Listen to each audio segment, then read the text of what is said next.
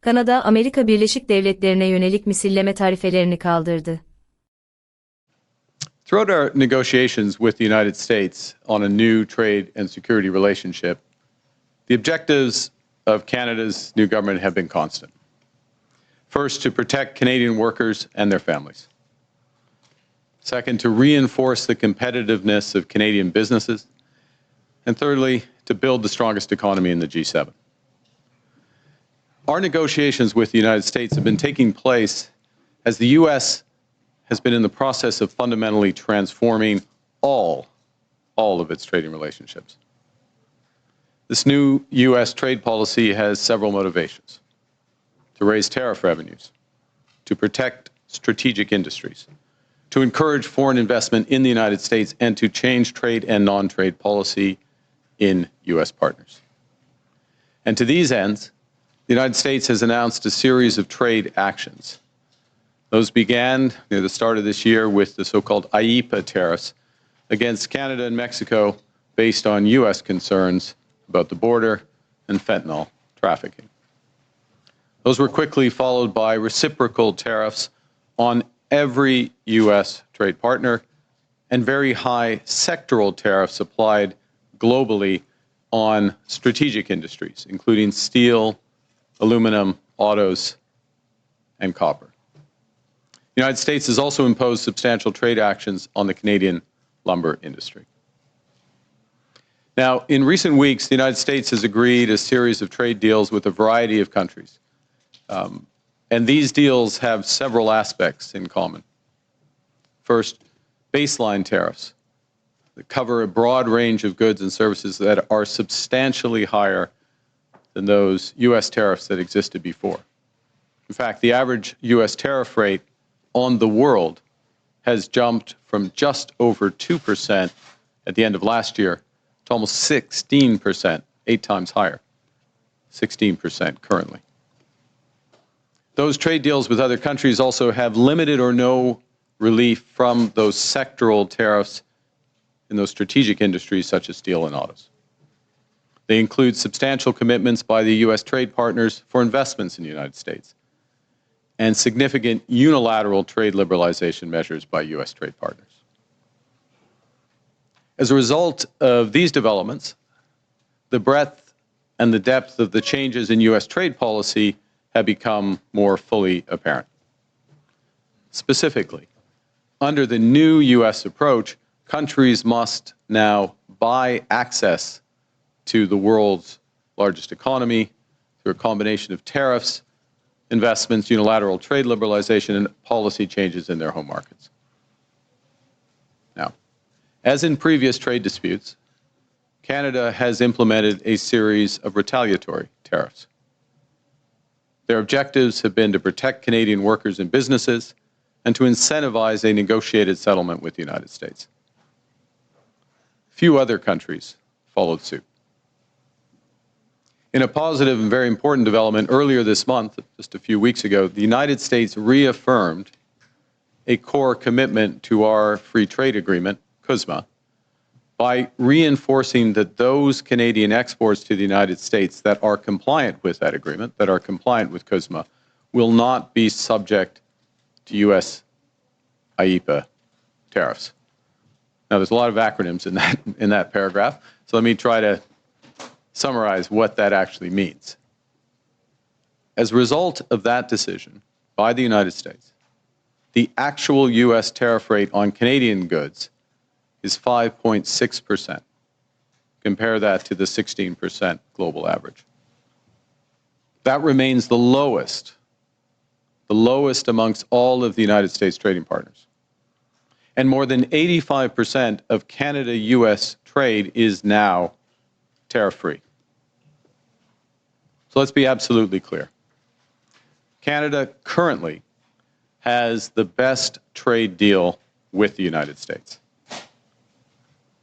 And while it's different from what we had before, it is still better than that of any other country.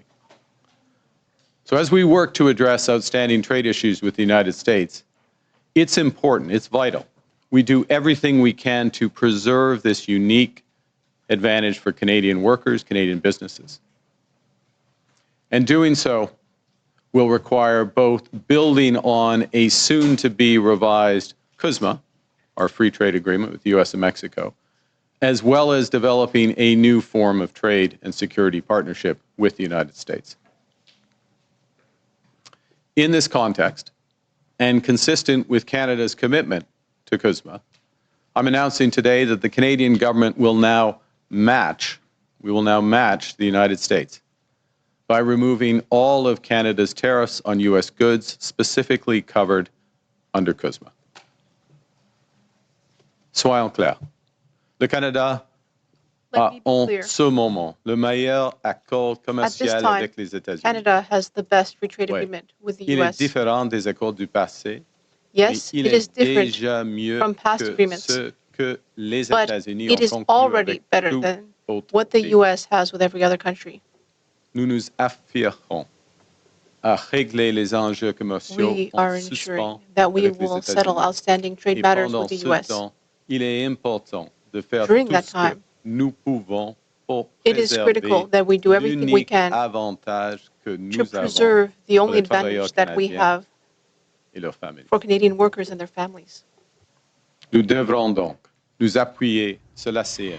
That means we will have to build on COSMA, which will soon be reviewed, and develop a new form of trade and security partnership. Dans ce contexte, In this context, and consistent with Canada's commitment to COSMA, I am announcing today that the Canadian government will now match the United States by removing all of Canada's tariffs on U.S. goods specifically covered under COSMA. This decision will take effect on September 1st, 2025. This decision will take effect, September 1st of this year. So in short, the situation we're in now is that Canada and the United States have reestablished free trade for the vast majority of our goods. Canada will retain our tariffs on steel, aluminum, and autos as we work intensively with the United States to resolve the issues there. Indeed, our focus is squarely on these strategic sectors and the future. The Canadian government will begin our preparations for the COSMA review process that is due next year by launching new consultations starting next month to assess Canadian priorities in the new global trade environment. And in addition, following my conversation with the President of the United States yesterday, Canada and the United States will intensify our discussions to address current trade challenges in those strategic sectors and to seize major immediate opportunities for us both in trade, investment, and security. There are many such opportunities. Les États-Unis constituent l'économie The United States represents the most important and most dynamic economy in the world, and Canada is one of its most important trading partners. Canada is the second largest foreign investor in the United States, and a great many of our companies are critical to complex supply chains that stimulate American competitiveness.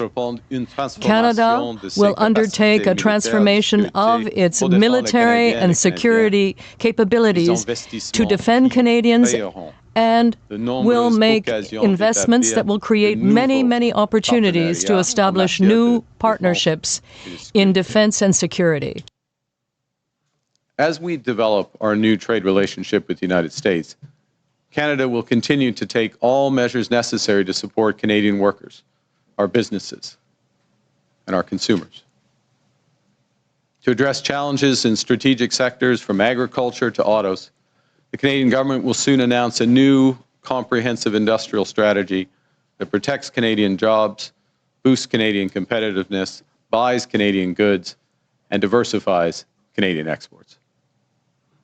In parallel, we are focused on building our strength here at home, building Canada strong.